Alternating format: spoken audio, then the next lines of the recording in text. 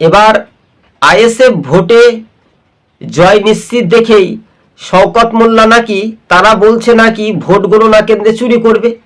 এত বড় পাওয়ার, সেই বিষয়টা নিয়ে বিধায়ক কি বলছেন নওশাদ সিদ্দিকী আইএসএফ এর প্রার্থী, দেখুন।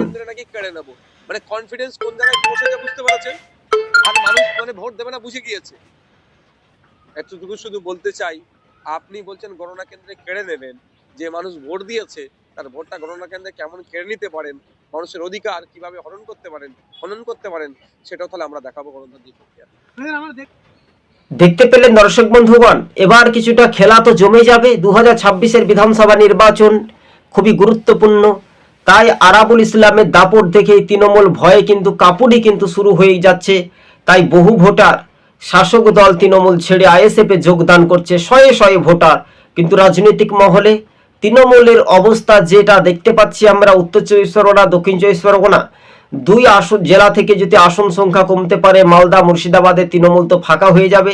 উত্তর দিনাজপুরেও সেম টু সেম সংখ্যালঘু ভোটাররা তৃণমূলকে ভোট দেবে না, তার এটাই লক্ষণীয় কারণ 400-400রও বেশি ভোটার তৃণমূল ছেড়ে আইএসএফে যোগদান করছে। এবং আগামী দিন অর্থাৎ ভাঙড়ের দাপটে নেতা বলাই যেতে পারে আরাবুল ইসলামের দাপট, তা কিন্তু স্পষ্ট হয়ে গেল, তা কিন্তু প্রমাণ হয়ে গেল।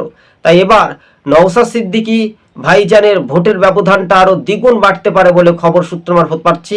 তারা গতকালকে 33টি বিধানসভা আসনে প্রার্থী দিয়েছে বামেদের সঙ্গে জোট করে, রীতিমতো আসন সমঝোতা করে।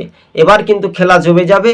তবে এক মাঘে শীত যায় না, বসন্তর কাক কুকু করতে শুরু করে। তাই তৃণমূলের ভোটাররা বুঝতে পেরেছে যে এবার ভোট চুপিচাপি অর্থাৎ আইএসএফ এর প্রতীকে নওশাদ সিদ্দিকীকে দিবে আহ্বান করছে, এমনটাই গোপনে। কিন্তু ফাঁকাফাঁকি করলে তো হবে না, তাছাড়াও শওকত মোল্লারা বলবে, ধমক দেবে। এই ধমক দেখে বাংলার মানুষ আর ভয় পায় না। তাই এবার